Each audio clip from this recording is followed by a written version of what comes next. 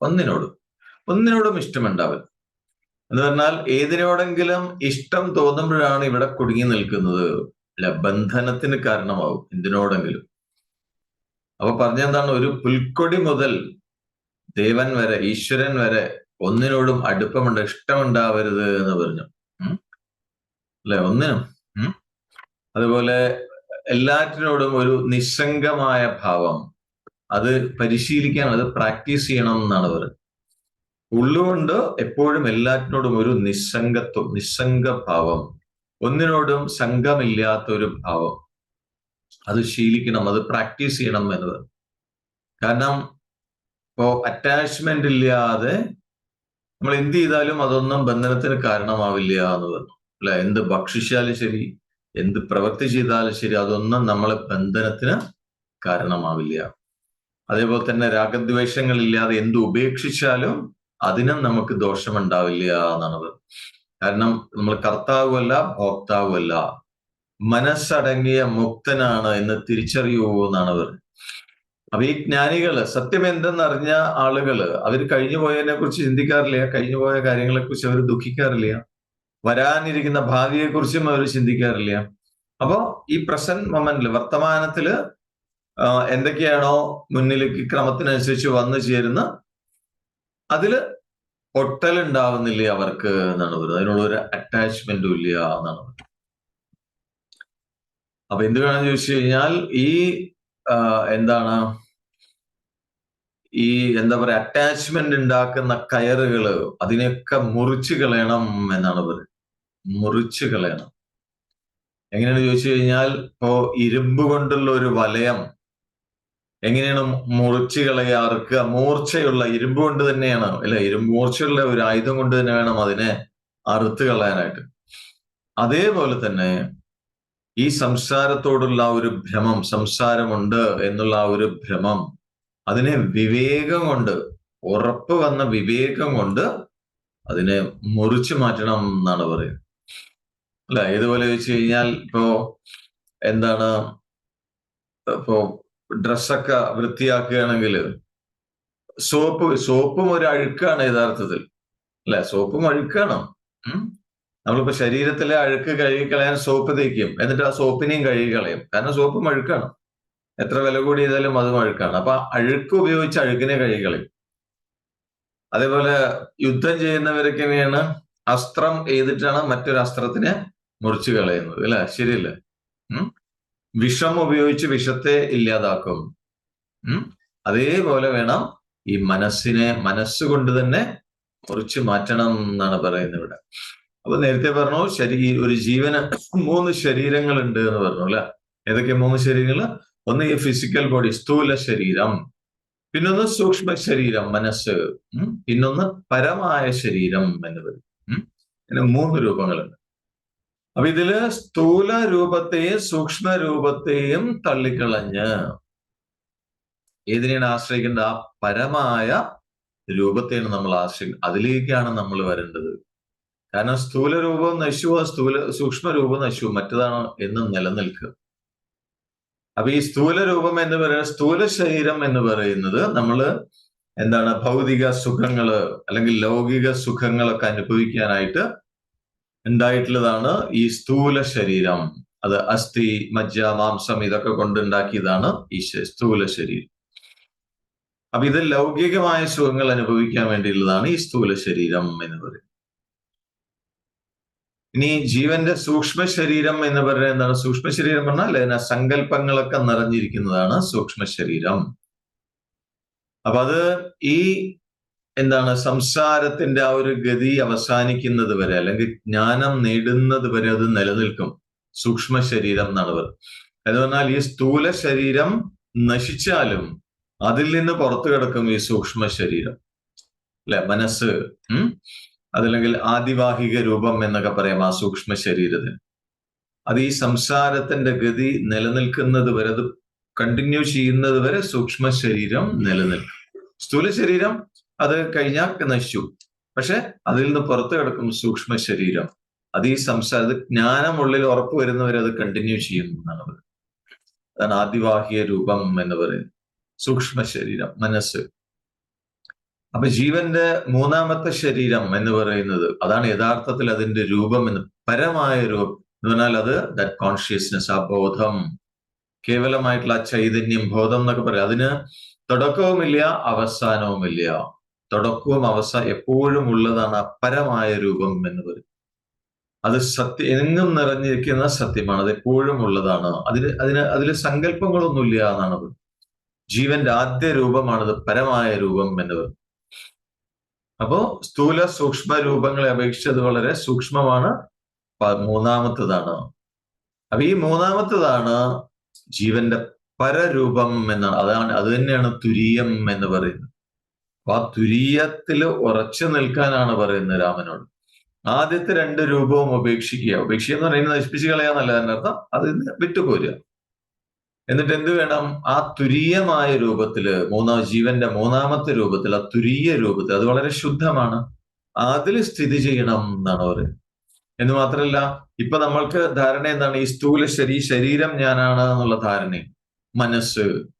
അപ്പൊ പറഞ്ഞു വരുന്നത് ഇതാണ്: ഈ സ്ഥൂല ശരീരമോ സൂക്ഷ്മ ശരീരമോ ഞാനല്ല, അത് ഞാനാണെന്ന് തെറ്റിദ്ധരിക്കരുത് എന്നാണ് പറയുന്നത്. അതൊരിക്കലും ഞാനല്ല. സൂക്ഷ്മ ശരീരവും സ്ഥൂല ശരീരവും ഞാനല്ല. അപ്പോ രാമൻ ചോദിക്കുകയാണ്, ഇത്രയും പറഞ്ഞപ്പോ രാമൻ ചോദിക്കുന്നുണ്ട്, വസിഷ്ഠ മഹർഷിയോട് ചോദിക്കുകയാണ്. ഇപ്പൊ മൂന്ന് അവസ്ഥകളെ കുറിച്ച് പറഞ്ഞല്ലോ. ഏതൊക്കെയാണ്? ജാഗ്രത അവസ്ഥ, സ്വപ്നാവസ്ഥ, സുഷുപ്തി അവസ്ഥ. അപ്പൊ ഈ മൂന്ന് അവസ്ഥകൾക്കും അപ്പുറത്താണ് തുരീയ അവസ്ഥ എന്ന് പറയുന്നത്. അപ്പൊ ആ തുരീയ അവസ്ഥയുടെ പ്രത്യേകത ഒന്നുകൂടി വിസ്തരിച്ച് പറയണം എന്ന് പറയാം. എന്താണ് ഈ തുരീയ അവസ്ഥ എന്ന് പറയുന്നത്? ഒന്നും കൂടി വിശദീകരിച്ച് പറയാനായിട്ട് പറയാം. അപ്പൊ വസിഷ്ഠ മഹർഷി പറയുന്നത് ഇതാണ്. എന്താണ് അതിന്റെ ഭാവം എന്ന് ചോദിച്ചു കഴിഞ്ഞാൽ, തുരീയമായ അവസ്ഥയിൽ ഞാനില്ല എന്ന് വേണമെങ്കിൽ പറയാം. അവിടെ ഞാനില്ല എന്ന് പറയാം. എന്താ ഞാനില്ലാതെ ഇല്ല എന്ന് പറയാം. ഞാനുണ്ട് എന്ന് പറഞ്ഞാലും ശരിയാണ്, ഞാനില്ല എന്ന് പറഞ്ഞാലും ശരിയാണ്. ഉണ്ടോ ചോദിച്ചാലും ഉണ്ട്, ഇല്ല ചോദിച്ചാൽ ഇല്ല. ഈ അവസ്ഥയാണ് തുരീയം എന്ന് പറഞ്ഞാൽ. അത് ഉള്ളതുമല്ല ഇല്ലാത്തതുമല്ലാത്ത അവസ്ഥ. ഇത് നമുക്ക് സങ്കല്പിച്ചറിയാൻ ബുദ്ധിമുട്ടാണ്. നമ്മൾക്കൊന്നുകിൽ ഉണ്ട് അല്ലെങ്കിൽ ഇല്ല, ഇത്രേ നമ്മൾക്ക് അറിയുള്ളൂ. നമ്മൾ സാധാരണ ചിന്തകൾ അങ്ങനെയാണ്, ആ പരിധിക്കകത്താണ് നിൽക്കുന്നത്. ഒന്നുകിൽ ഉണ്ട് അല്ലെങ്കിൽ ഇല്ല എന്നേ പറയാൻ പറ്റില്ല നമുക്ക്. പക്ഷെ ഇതിനപ്പുറത്താണ്.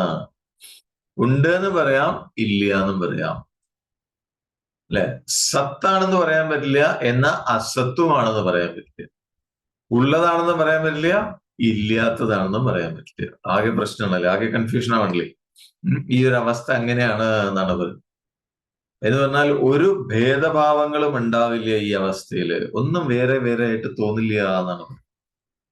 അതുകൊണ്ട് തന്നെ ഒന്നിനോടും ഒരു അറ്റാച്ച്മെന്റിൽ, ഒന്നിനോടും ഒരു ഒട്ടൽ ഉണ്ടാവില്ല, ഇല്ല, അങ്ങനെ ഒന്നും ഇല്ലാത്ത ഒരു ബോധ അനുഭവമാണ് ഈ തുരീയാനുഭവം. കോൺഷ്യസ്നെസ്, ആ ബോധം, ആ ഒരു അനുഭവം മാത്രം, അതാണ് തുരീയം എന്ന് പറയുന്നത് എന്നാണ് പറയുന്നത്.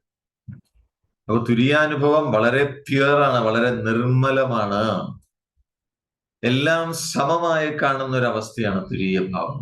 ശാന്തത, ജീവൻ മുക്തരുടെ ഒരു അവസ്ഥ. വ്യവഹാരത്തിൽ ചുറ്റുപാടും എന്തെങ്കിലുമൊക്കെ ചെയ്യുന്നുണ്ടെങ്കിൽ സാക്ഷിഭാവം, എല്ലാറ്റിനോടും സാക്ഷിഭാവം. ഇതാണ് തുരീയാനുഭവം. ഇങ്ങനെയൊക്കെയാണ് എന്നാണ് പറഞ്ഞു വരുന്നത്. അപ്പൊ ഇത് തുരീയാനുഭവം എന്ന് പറയുന്നത് ജാഗ്രത അല്ല. ജാഗ്രത ആണോ ചോദിച്ചാൽ ജാഗ്രത അല്ല, കാരണം സങ്കല്പങ്ങളൊന്നുമില്ല. ആ സങ്കല്പങ്ങളൊന്നും ഇല്ലാത്തതുകൊണ്ട് തന്നെ സ്വപ്നവുമല്ല, സുഷുപ്തിയുമല്ല. കാരണം സുഷുപ്തിയിൽ ജഡാനുഭവമാണ്, അല്ലെ? ജഡമായിരിക്കുന്ന ഒന്നും അറിയാത്തൊരവസ്ഥ. പക്ഷെ അതല്ല സുഷുപ്തി അവസ്ഥ. മൂന്ന് അവസ്ഥകളും അല്ല എന്നാണ് പറയുന്നത്. ഈ ഒരു നാലാമത്തെ അവസ്ഥ, ഫോർത്ത് സ്റ്റേറ്റ് ഓഫ് കോൺഷ്യസ്നെസ്, അതില് ആ അനുഭവത്തിലെത്തി സത്യം എന്തെന്ന് ഉറപ്പ് വന്ന അവർക്ക്, അങ്ങനെയുള്ള ആളുകൾക്ക്, അവർ ഈ ജഗത്ത് ഇപ്പോ ഉണ്ടെങ്കിൽ തന്നെ അത് ലയിച്ചു ചേരുന്ന അവസ്ഥയാണ് എന്നാണ്. ഉണ്ടെങ്കിൽ തന്നെ ഇല്ലാത്ത അവസ്ഥയാണ്. നേരെ മറിച്ച് അറിവില്ലാത്തവരെ സംബന്ധിച്ചോ ഈ ലോകം എന്ന് പറയുന്നത് സ്ഥിരമാണ്, അല്ലെ? അറിവില്ലാത്തവരെ സംബന്ധിച്ച് ഈ ലോകം സത്യമാണ്, അത് സ്ഥിരമായി നിൽക്കുന്നതായിട്ട് തോന്നുന്നു. പക്ഷെ ഈ തുര്യാനുഭവത്തിലെത്തി ആ സത്യം ഉറച്ച ആളുകളെ സംബന്ധിച്ച് ഈ ജഗത്ത് ഇങ്ങനെയൊക്കെ ഉണ്ടെങ്കിൽ തന്നെ ഇല്ലാത്ത അവസ്ഥയാണ് എന്നാണ് പറയുന്നത്. അത് ലയിച്ചു ചേർന്നിരിക്കുന്ന ഒരു അവസ്ഥയാണ് അവർക്ക് എന്നാണ്.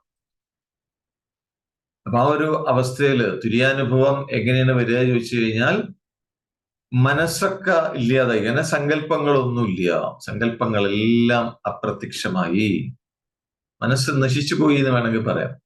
ഒരു സമഭാവം, സാമ്യഭാവം, എല്ലാറ്റിനോടും ഒരു സാമ്യഭാവം ഉണ്ടായി.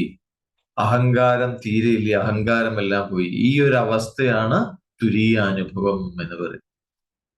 എന്നിട്ട് രാമനോട് പറയുന്ന വസിഷ്ഠ മഹർഷി, ഈ ഒരു കാര്യത്തിൽ ഞാൻ ഒരു ഉദാഹരണം പറയാം, ഒരു കഥ പറയാം എന്ന് പറയാം. എന്നിട്ടാണ് മുനി വ്യാധോപാഖ്യാനം പറയുന്നത്. അപ്പൊ ഇത് കേട്ട് കഴിഞ്ഞാൽ ബോധം ഉറയ്ക്കാൻ ഈ കഥ കേൾക്കുന്നത് നല്ലതാണ് എന്ന് പറയാം.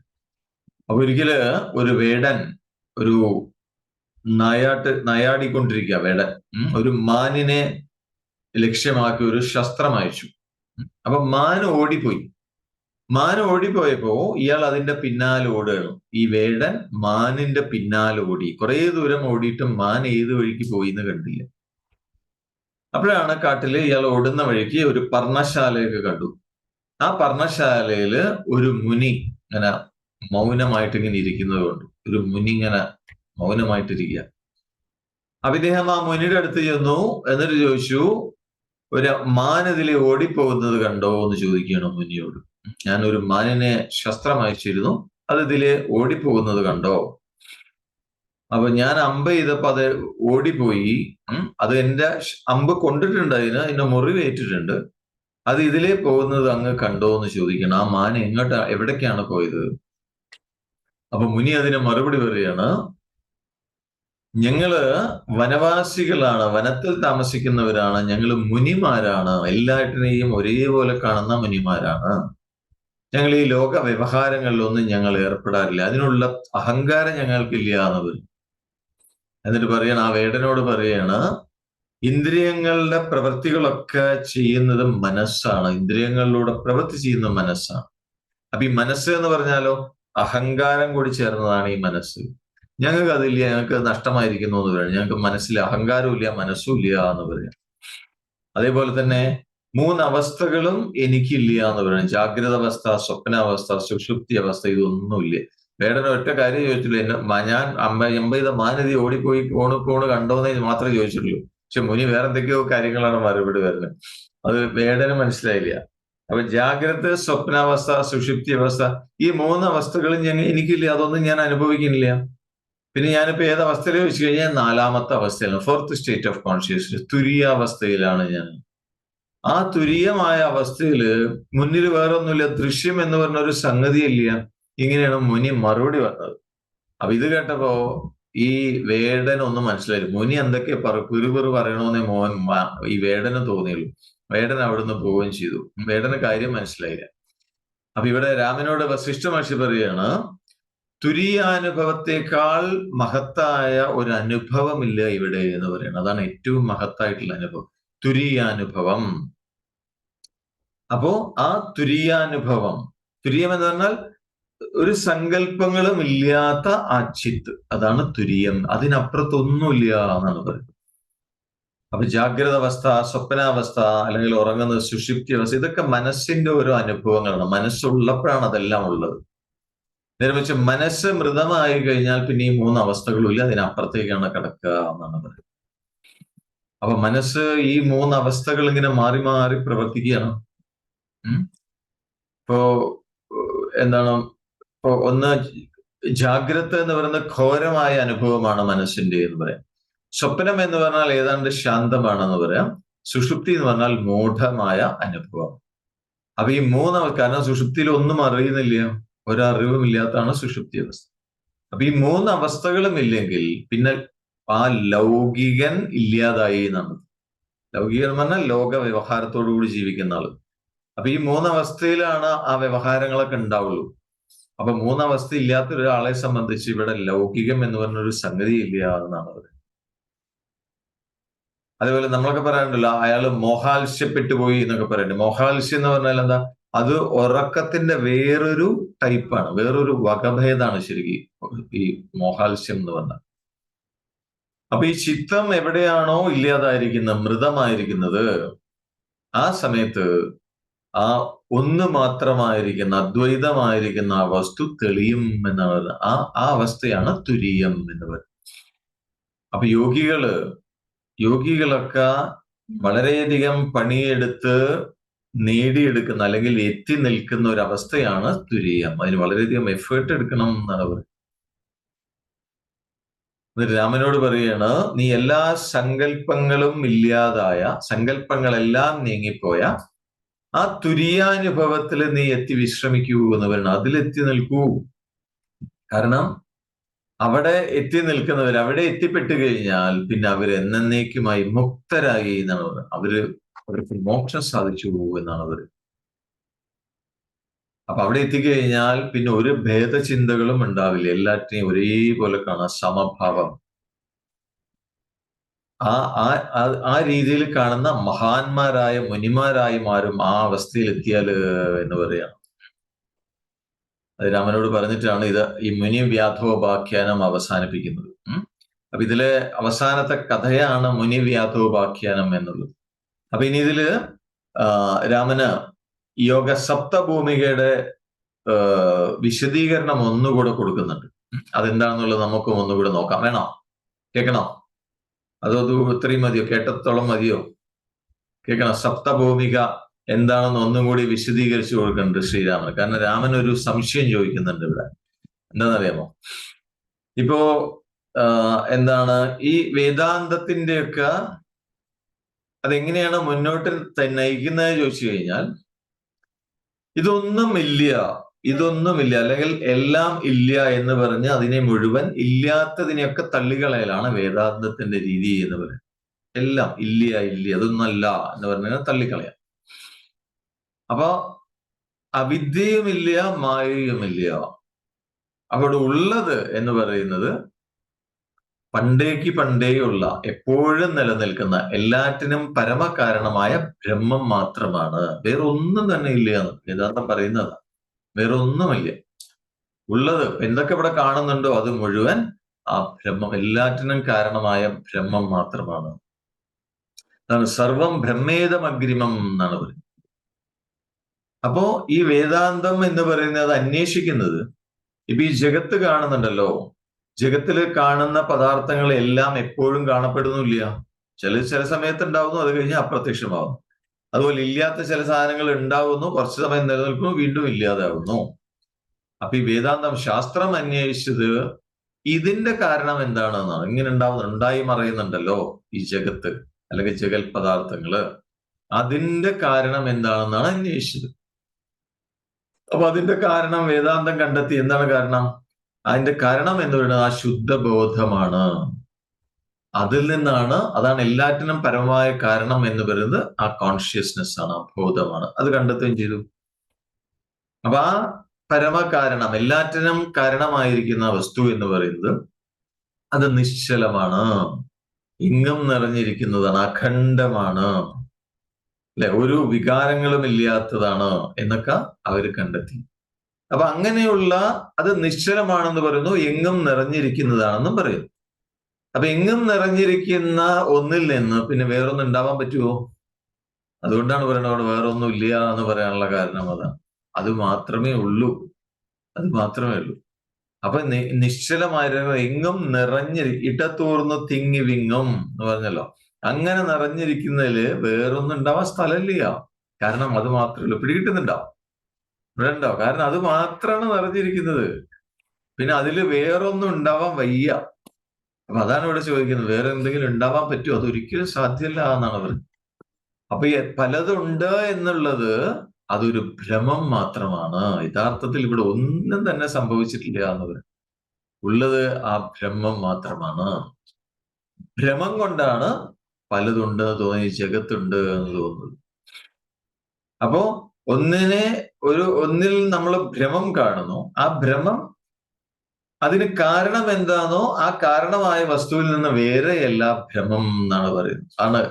പാമ്പിനെ കണ്ടു, കയറിനെ പാമ്പായിട്ട് തെറ്റിദ്ധരിച്ചു. ഇപ്പൊ കയറിൽ പാമ്പ് ഒരു ഭ്രമം മാത്രമാണ്. പക്ഷെ യഥാർത്ഥത്തിൽ ആ പാമ്പ് എന്ന് പറയുന്നത് കയറിൽ നിന്ന് വേറെയല്ല, കയറ് തന്നെയാണത് യഥാർത്ഥത്തിൽ. അതേപോലെ തന്നെ ഇവിടെ ഈ ജഗത്ത് കാണുന്നു, അത് ആ ബോധത്തിൽ ഉണ്ടാവുന്ന ഒരു ഭ്രമമാണ്. അതുകൊണ്ട് തന്നെ ആ ബോധം തന്നെയാണ് ഈ ജഗത്തായിട്ട് നിൽക്കുന്നത്. മനസ്സിലായോ? പല രൂപത്തിൽ ഇങ്ങനെ വ്യാഖ്യാനിക്കണം, പ്രൂവ് ചെയ്യണം ഇത് ബ്രഹ്മം മാത്രമാണ് എന്ന്, ആ സത്യവസ്തു ബോധം മാത്രമാണ് എന്ന് പല രൂപത്തിലും വ്യാഖ്യാനിക്കണം. ഇപ്പോ മരുഭൂമിയില് മരുമരീചിക കാണുന്നു, കാനൽ ജലം കാണുന്നു, മൃഗതൃഷ്ണ നദി കാണുന്നു. പക്ഷെ യഥാർത്ഥത്തിൽ അത് മരുഭൂമി തന്നെയാണ്. മരുഭൂമി മാത്രമേ ഉള്ളൂ അവിടെ. മരുഭൂമിയില് അത് ഉണ്ടെന്നുള്ളൊരു തോന്നല് മാത്രമേ ഉള്ളൂ. അപ്പൊ ആ തോന്നപ്പെടുന്ന വസ്തുവും യഥാർത്ഥത്തിൽ മരുഭൂമി അല്ലാതെ വേറൊന്നല്ല എന്നാണ് പറയുന്നത്. മനസ്സിലാവുന്നുണ്ടോ? അപ്പൊ അതിന്റെ അർത്ഥം ഈ കാണപ്പെടുന്ന ജഗത്ത് അത് ഭ്രമമാണ്, ബോധത്തിൽ ഉണ്ടാവുന്ന ഒരു ഭ്രമമാണെന്ന് പറഞ്ഞു. അപ്പൊ അതുകൊണ്ട് ഇതെന്താണ് യഥാർത്ഥത്തിൽ? ഇങ്ങനെ തോന്നപ്പെടുന്ന വസ്തുവും ആ ബോധം തന്നെയാണ്. അതാണ് പറഞ്ഞു വരുന്നത്. അപ്പൊ ഇവിടെ എന്തെല്ലാം നമ്മൾ കണ്ടുകൊണ്ടിരിക്കുന്നുണ്ടോ, ഇതൊക്കെ പണ്ടേ ഉള്ള ആ ബോധസ്വരൂപമായ ബ്രഹ്മം മാത്രമാണ് ഇങ്ങനെ പല രൂപത്തിൽ ഇങ്ങനെ പ്രകാശിച്ചുകൊണ്ട് നിൽക്കുന്നത് എന്നാണ് പറയുന്നത്. അപ്പോ ഉള്ളത് എന്ന് പറയുന്നത് ആ അദ്വൈതമായ ഒരു വസ്തു, അത് മാത്രമേ ഉള്ളൂ, വേറെ ഒന്നുമില്ല എന്നാണ് പറയുന്നത്. അതേപോലെ തന്നെ അവിദ്യ, മായ, ഇതും യഥാർത്ഥത്തിൽ ഇല്ലാത്തതാണ്. അതും ഉണ്ട് എന്നുള്ളത് ചിന്തിക്കാൻ പറ്റില്ല എന്നാണ്, അത് യുക്തിക്ക് നിരക്കാത്തതാണ് എന്നാണ്. അപ്പൊ അങ്ങനെയാണെങ്കിൽ പിന്നെ അതിനെക്കുറിച്ചൊക്കെ ചർച്ച ചെയ്യുന്നുണ്ടല്ലോ. അവിദ്യ, മായ, അല്ല ഇതിലൊക്കെ കുടുങ്ങിക്കിടക്കുന്നു, അതിനെക്കുറിച്ചൊക്കെ പറയുന്നുണ്ടല്ലോ. അപ്പൊ എന്തിനാണ് അതൊക്കെ ചർച്ച ചെയ്യണമെന്ന് ചോദിച്ചു കഴിഞ്ഞാൽ, ഇതൊക്കെ ആ ഒരേ ഒരു സത്യത്തിലേക്ക് നമ്മളെ കൊണ്ടുചെന്ന് എത്തിക്കാനുള്ള ഓരോ ടെക്നിക്കുകളാണ് എന്നാണ് പറയുന്നത്. കാരണം ഇതൊക്കെ നമ്മൾ കണ്ടുകൊണ്ടിരിക്കുന്നുണ്ട്. അപ്പൊ ഇതെന്താണെന്ന് അനലൈസ് ചെയ്യണം, ഇതിനെയൊക്കെ വിചാരം ചെയ്ത് വേണം അതിന്റെ കാരണത്തിലേക്ക് എത്താം. അതിനു വേണ്ടി ഒരു ടെക്നിക്കാണ്, ഒരു ഉപായം മാത്രമാണ് എന്നുള്ളത്. അപ്പൊ ലക്ഷ്യത്തിൽ എത്തിക്കഴിഞ്ഞാലോ പിന്നെ ഇതിന്റെ ഒന്നും ആവശ്യമില്ല. പിന്നെ എല്ലാ ടെക്നിക്കും അപ്രത്യക്ഷമാവും ലക്ഷ്യത്തിൽ എത്തിക്കഴിഞ്ഞാലോ, അല്ല? ശരിയല്ല? അപ്പൊ ഇവിടെ വസിഷ്ഠ മഹർഷി പറയുന്നത്, സത്യം അറിയണമെന്ന ആഗ്രഹമുള്ള ഒരു ജിജ്ഞാസുവിന് ഇത് സ്വയമേവ പരിശോധിച്ചു നോക്കാം, പരീക്ഷിച്ചു നോക്കാം എന്നാണ് പറയുന്നത്. പക്ഷെ വളരെ ആത്മാർത്ഥതയോടെ പരീക്ഷിച്ചു നോക്കണം എന്ന് പറയുന്നു. അപ്പൊ ഒരു സത്യാന്വേഷി വേണമെങ്കിൽ എല്ലാ സങ്കല്പങ്ങളെയും ഉള്ളിൽ നിന്ന് നീക്കം ചെയ്ത് പരീക്ഷിച്ചു നോക്കട്ടെ എന്നാണ് പറയുന്നത്. കാരണം സങ്കല്പങ്ങൾ ഇല്ലാതാവുമ്പോ അവിദ്യയും ഇല്ലാതാവും, മായയും ഇല്ലാതെ ഈ ജഗത്തും ഇല്ലാതാവും. എല്ലാം സങ്കല്പത്തിലാണത് മുഴുവൻ. സങ്കല്പമില്ലെങ്കിൽ ഒന്നുമില്ല, ശുദ്ധബോധം മാത്രമാണ് അവശേഷിക്കുക എന്നാണ് പറയുന്നത്. അപ്പൊ സങ്കല്പം നീക്കിക്കഴിഞ്ഞാൽ പിന്നെ ഇതൊക്കെ എവിടെ പോയി തന്നെ അറിയാൻ പറ്റില്ല എന്നാണ്. ഈ സാധനങ്ങളൊക്കെ എപ്പോൾ കണ്ടുകൊണ്ടിരിക്കുന്ന സാധനങ്ങളൊക്കെ എവിടെ പോയി തന്നെ നമുക്ക് അറിയാൻ പറ്റില്ല. കാരണം പിന്നെ ഉള്ളത് ആ ബോധം, അതായി മാറുകയാണ്. മനസ്സിലായോ? അപ്പൊ ഇതിനെല്ലാം ആരാണോ പുറന്തള്ളിയിരിക്കുന്നത്, ആ പുറന്തള്ളിയ നീക്കം ചെയ്ത ശുദ്ധമായ ബോധസ്വരൂപം മാത്രം അവശേഷിക്കുള്ളൂ. അവിടെ ദ്വൈതഭാവം തീരേണ്ട, രണ്ട് എന്ന് പറയുന്ന ഒരു സംഗതിയേ ഉണ്ടാവില്ല എന്നാണ്. ബോധം പൂർണ്ണ രൂപമായിട്ട് അങ്ങനെ പ്രകാശിക്കും. അത് തന്നെയാണ് ബ്രഹ്മം എന്നുള്ളത്. ആർക്ക് വേണമെങ്കിലും ഇത് പരീക്ഷിച്ച് നോക്കാം എന്ന് പറയുന്നത്. പരീക്ഷിച്ച് നോക്കിയാൽ അത് ബോധ്യപ്പെടുന്നവർ. അപ്പൊ വസിഷ്ഠ മഹർഷി തുടർന്ന് പറയാണ്, അപ്പോ ഈ സത്യം എല്ലായിടത്തും ഒരേപോലെ നിലകൊള്ളുന്ന, തന്നിൽ തന്നെ നിലകൊള്ളുന്ന ഒരു സത്യം, അത് വളരെ ശാന്തമാണ്, പ്യുവർ കോൺഷ്യസ്നെസ്. എല്ലാ ശക്തിയും അതിനകത്ത് അടങ്ങിയിരിക്കുന്നു എന്നാണ് പറയുന്നത്. എല്ലാം ശക്തിയും അടങ്ങിയിരിക്കുന്ന ആ ഉണ്മ എന്ന് പറഞ്ഞാൽ ഉള്ളത്, ആ ഉള്ളതായ വസ്തു, അതിനാണ് ബ്രഹ്മം എന്ന് പറയുന്നത്. അത് മാത്രമേ ഉള്ളൂ എന്നാണ് പറയുന്നത്. പക്ഷെ ആ ബ്രഹ്മത്തിനെ ഓരോരുത്തർ ഓരോ പേരിട്ട് വിളിക്കുന്നത് നേരത്തെ സൂചിപ്പിക്കേണ്ടായിട്ടുണ്ട് അല്ല? മുമ്പൊരു സന്ദർഭത്തിൽ പറഞ്ഞിട്ടുണ്ട്. ചിലരതിനെ വിജ്ഞാനം എന്ന് പറയും, ചിലർ ബോധം എന്ന് പറയും, ചിലർ ശൂന്യം എന്ന് പറയും, ചിലർ അതിനെ തന്നെ ഈശ്വരൻ എന്ന് പറയും, ചിലർ ബ്രഹ്മം എന്ന് തന്നെ വിളിക്കുന്നു. അപ്പൊ ഈ പേരുകളുടെ വ്യത്യാസം മാത്രമല്ല, അതിന്റെ പേരിൽ തർക്കങ്ങൾ ഉണ്ടാവുന്നുണ്ട് അല്ലെ?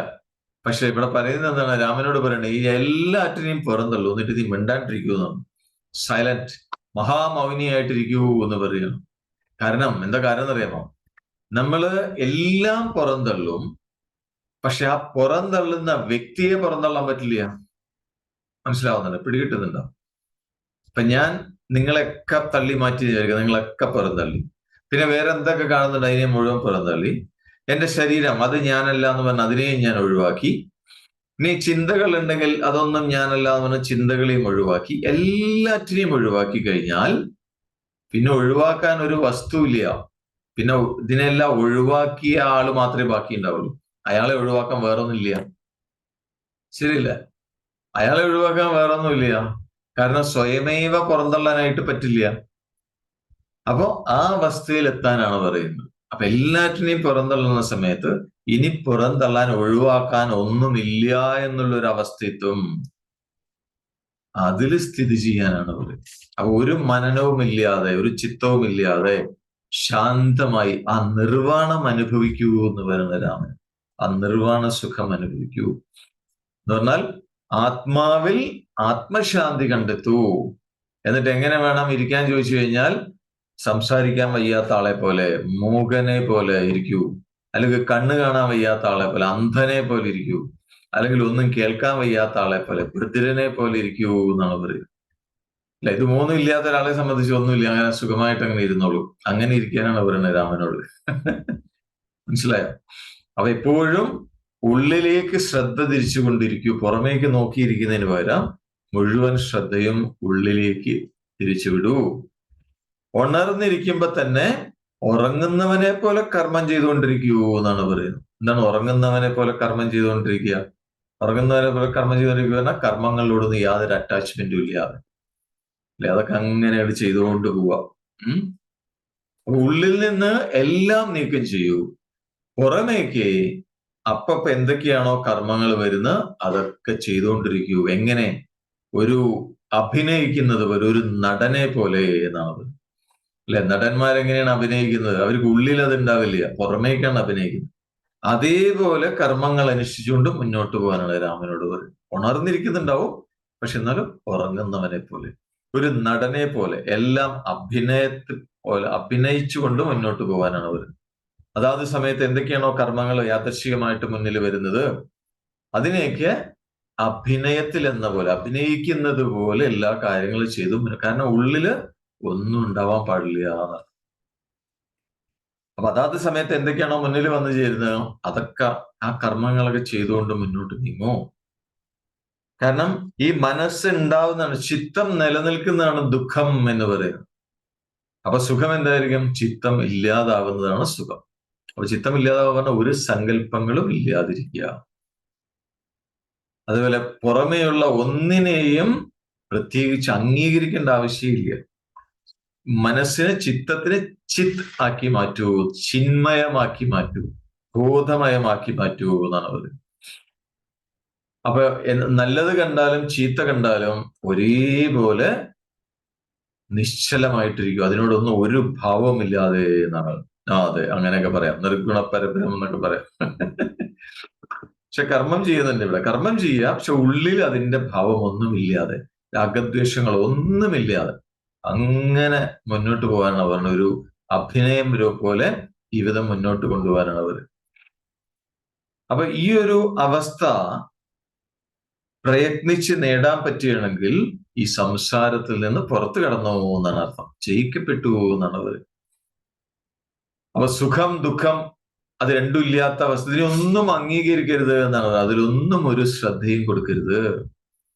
സുഖത്തിലും ഒരു ശ്രദ്ധയില്ല, ദുഃഖത്തിലും ഒരു ശ്രദ്ധയില്ല, രണ്ടിന്റെയും ഇടയിലുള്ള അവസ്ഥയിലും ഒരു ശ്രദ്ധയില്ലാതിരിക്കുക. അതിനെല്ലാം ടോട്ടൽ ഇഗ്നോർ ചെയ്യുന്ന ഒരവസ്ഥ. ഈ ഒരു അവസ്ഥ എത്താൻ പറ്റുകയാണെങ്കിൽ ദുഃഖം എന്നേക്കുമായി ഒഴിഞ്ഞു പോകും എന്നാണ് പറയുന്നത്. കാരണം രാമൻ തന്റെ ദുഃഖത്തിൽ നിന്നാണ് ഈ ജ്ഞാനം ഉപദേശം തുടങ്ങിയത്. അപ്പൊ ഈ ഒരു അവസ്ഥയാണ് എത്തേണ്ടത് എന്നാണ് പറയുന്നത്. സുഖം ദുഃഖം അതിലൊന്നിലും ശ്രദ്ധയില്ലാതെ, അതിനൊന്നും അംഗീകരിക്കരുത് എന്നാണ് പറയുന്നത്. അപ്പൊ ഈ ഒരു അവസ്ഥ സ്വന്തം പ്രയത്നം കൊണ്ട്, സ്വപ്രയത്നം കൊണ്ട് ഈ ഒരു അവസ്ഥ എത്താൻ സാധിക്കുമെങ്കിൽ പിന്നെ ദുഃഖം ഒരിക്കലും അനുഭവിക്കേണ്ടി വരില്ല. ദുഃഖം പൂർണ്ണമായി ഒഴിഞ്ഞു മാറും എന്ന് മാത്രമല്ല, അങ്ങേയറ്റം ആനന്ദം അനുഭവിക്കുന്ന ആ ഒരു സ്ഥാനം കണ്ടെത്താൻ സാധിക്കും എന്നാണ്. ആ ഒരു ഇൻഫിനിറ്റി, അനന്തതയെ അനുഭവിക്കുന്ന ആ ഒരു പോയിന്റിലേക്ക് എത്താൻ സാധിക്കും, അതിലേക്ക് എത്താൻ സാധിക്കും എന്നാണ് പറയുന്നത്. അപ്പൊ അങ്ങനെ ആ ഒരു സത്യം കണ്ടെത്തിയ ആ മഹാത്മാവ് എങ്ങനെയുള്ളതാണ് ചോദിച്ചു കഴിഞ്ഞാൽ, ഒരു പൂർണ്ണചന്ദ്രനിൽ നിന്ന് എങ്ങനെയാണോ നിലാവ് ഇങ്ങനെ പ്രസരിച്ചു കൊണ്ടിരിക്കുന്നത്, അതേപോലെ ആ മഹാത്മാവ് ഉള്ളിൽ എപ്പോഴും ആനന്ദം അനുഭവിച്ചു കൊണ്ടിരിക്കുന്നതാണ്. എപ്പോഴും ആനന്ദം ഉള്ളിൽ. അപ്പോ അദ്ദേഹത്തിന് ആ സത്യം ബോധ്യം വന്നിരിക്കണോ, ഉറപ്പ് വന്നിരിക്കണോ എന്നാണ് പറയുന്നത്. ഈ ലോകം, ഈ ജഗത്തിന്റെ മുഴുവൻ സത്ത, അല്ലെ, എന്താണ്, ആ സാരം എന്താണ്, ആ സത്യം അദ്ദേഹത്തിന് ബോധ്യം വന്നിരിക്കണമെന്നാണ്. അദ്ദേഹം ആ ഒരു പരമമായ പദത്തിൽ എത്തി നിൽക്കുകയാണ് അദ്ദേഹം. അപ്പൊ അങ്ങനെയുള്ള ആ മഹത് വ്യക്തികള് കർമ്മം ചെയ്താലും ഒന്നും ചെയ്തതായിട്ട് ഭവിക്കില്ല എന്നുള്ളത് എന്ന് പറഞ്ഞാൽ അതിന്റെ ദോഷങ്ങളൊന്നും ഉണ്ടാവില്ല എന്ന് പറയും. അപ്പൊ ഇത്രയും പറഞ്ഞപ്പോ ശ്രീരാമൻ ചോദിക്കുകയാണ്, നേരത്തെ പറഞ്ഞല്ലോ യോഗഭൂമികൾ 7 എണ്ണമാണെന്ന് പറഞ്ഞല്ലോ. അപ്പോ അത് എങ്ങനെയാണ് ഈ യോഗഭൂമികൾ പരിശീലിക്കേണ്ടത് എന്ന് ചോദിക്കാം. അല്ലെ, പറഞ്ഞില്ലേ ശുഭേച്ഛ സുവിചാരണ എന്ന് പറഞ്ഞിട്ട് 7 യോഗഭൂമികൾ പറഞ്ഞു. ഇതെങ്ങനെയാണ് ഒന്ന് കഴിഞ്ഞാൽ ഒന്ന്, അത് എങ്ങനെയാണ് പരിശീലിക്കേണ്ടത്, അതിനുള്ള ക്രമം എന്താണ് എന്ന് ചോദിക്കാം. അതേപോലെ തന്നെ ഇപ്പോ ഒരു വ്യക്തി ഓരോ യോഗഭൂമികളിലും എത്തിക്കഴിഞ്ഞാൽ എങ്ങനെയാണ് തിരിച്ചറിയുക, അതിന്റെ ലക്ഷണങ്ങൾ എന്തൊക്കെയാണ് എന്നാണ് ചോദിക്കുന്നത്. അപ്പൊ ഇനി അതിന്റെ ലക്ഷണങ്ങളെ കുറിച്ച് ഒന്നുകൂടി വിശദീകരിച്ച് വരണ്ട. അപ്പൊ അത് കേട്ട് കഴിഞ്ഞാൽ നമുക്കും സ്വയം പരിശോധിക്കാം.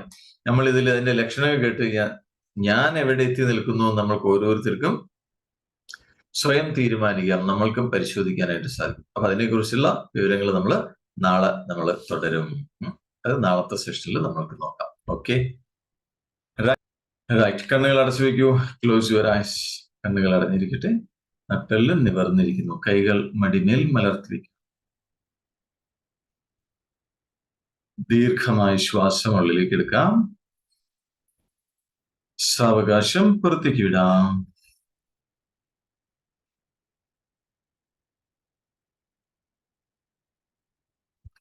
ഉള്ളിൽ അനുഭവപ്പെടുന്ന നിശ്ചലത, ശാന്തത, അതിൽ വിശ്രമിക്കൂ.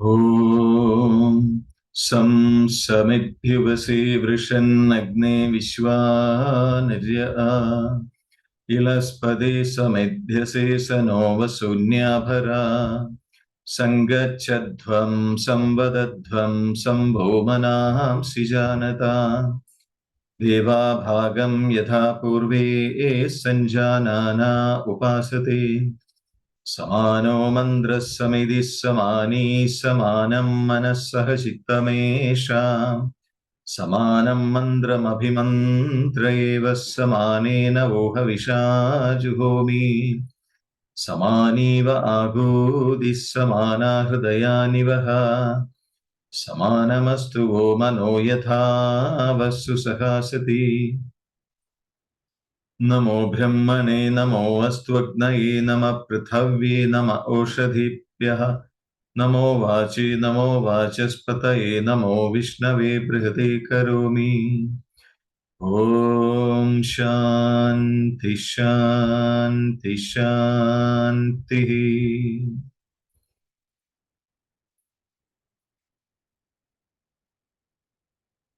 ദീർഘമായ ശ്വാസം ഉള്ളിലേക്ക് എടുക്കാം. സാവകാശം പുറത്തേക്ക് വിടാം. സ്വന്തം ശരീരത്തിലേക്കും ചുറ്റുപാടുകളിലേക്കും ശ്രദ്ധ കൊണ്ടുവന്നുകൊണ്ട് പൂർണ്ണ തൃപ്തിയോടുകൂടി വളരെ സന്തോഷപൂർവ്വം സാവകാശം കണ്ണുകൾ തുറക്കാം.